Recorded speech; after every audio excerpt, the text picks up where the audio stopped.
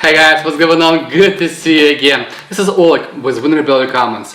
Today in this episode I will cover April market update because data are available for months of March 2020 and I will compare data to the March of 2019 and I will compare the national data only for areas like Seattle and also Seattle's Eastside, cities like Bellevue, Kirkland, Redmond, Bothell, Sammamish, Issaquah and many other ones as well. So stay tuned with me, but before we jump into the market update, please consider to subscribe to my YouTube channel as I record those videos every single month and I hope you will find value in it. And now let's jump into update.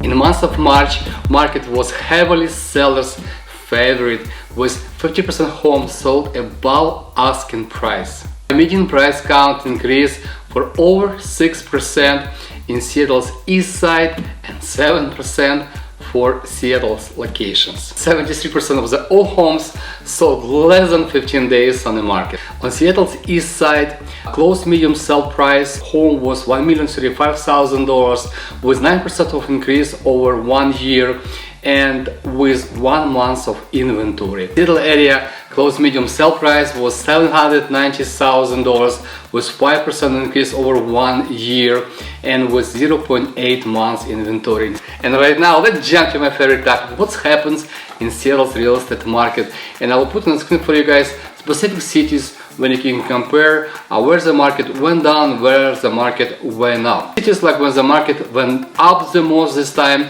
in month of March was East Bellevue. Market went up 17.3% with 98 homes sold. Medium sell price for the property $1,050,000. And following Bellevue, market went up in Linwood and Monolith Terrace for 15.2% with number of 365 homes sold, medium sell price $604,900 per property. And market went down surprisingly to me in Woodinville, Bothell, Juanita area.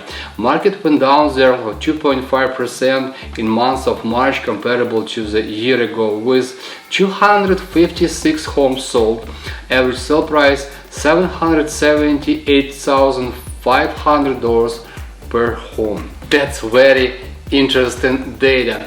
And if you guys ask me questions like if pandemic reflects yet real estate market, my answer will be no. Nothing changed in month of March comparable to month of February or January. It's still strong sellers market with very low inventory on the market and very high demand for real estate properties.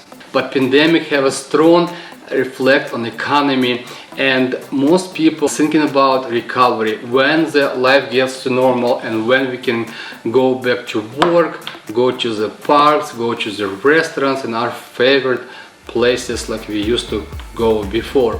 And for you guys, I found very interesting article I'd like to put it on the screen for you.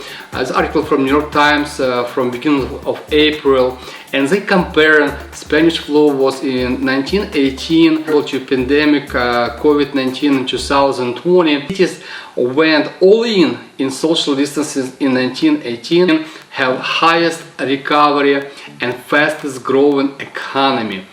And one of those cities is like top one, it's Seattle, Portland, Omaha, Oakland, Los Angeles, and those cities who have better social distancing, better understanding pandemic, stronger economy right after pandemic. The majority of financial institute make surveys how we're going to be recovered, and most of them predicted we're going to be recovered like V-type recovery in the third quarter of 2020. This is very optimistic future.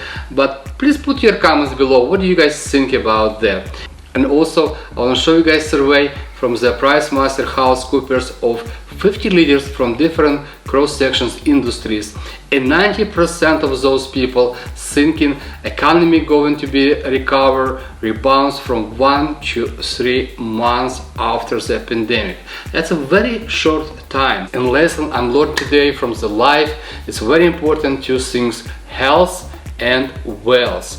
Those two things drive to our future. Some people just drifter, they stay on the couch and pretty much doing nothing, and some people peddlers So some people thinking about future, what's gonna happen tomorrow. Even if they lost their job, they're thinking about the economy going to recover in a few months, maybe 6 months from now. They're working on resumes, they're working on online classes, and maybe that's a great time for you guys to switch the job and find another job, a job you was dreaming about it, and something you actually wish to do with your life.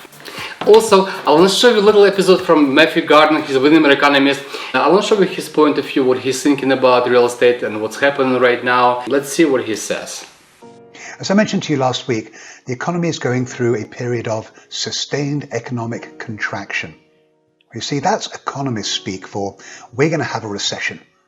Now, of course, as soon as the dreaded R word is mentioned, well, that opens the floodgates for all kinds of prognosticators to start to opine on how a recession will be the death of the ownership housing market as we know it. But I thought I would take just a few minutes to give you my thoughts on the matter. Before we get into it, though, it's only right to preface my comments by stating that my thoughts and forecasts do assume that we're going to get through the COVID-19 crisis in relatively short order, and that the economy will resume somewhat normal activity before the fall of this year. Okay, with that said, I will start you out with this statement. We are currently in a health crisis, not a housing crisis. So let's break this down into three primary components. The first, housing supply.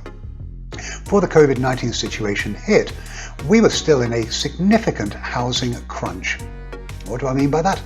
Well, if we look at the number of existing homes for sale in America today, we are currently at a generational low. According to the National Association of Realtors, in February, there were just shy of 1.5 million units of resale homes on the market. Well, that's a figure we've got to go back decades to match. And if we look to the new construction market to significantly supplement the number of homes for sale in this country, well, I'm afraid we will be sadly disappointed, as new home construction is still running well below the levels that were seen before the housing bubble burst. Clearly, we have a health crisis right now, but we don't have housing crisis at the moment. I hope you liked this episode. Smash like button, destroy that button, and subscribe to my YouTube channel. I see my number on the screen. Reach out to me if you have any questions, if you're looking for a real estate expert in Seattle and Eastside markets, and with anything, I will be love to be your real estate resource. And with that, guys, stay safe and make a fantastic week.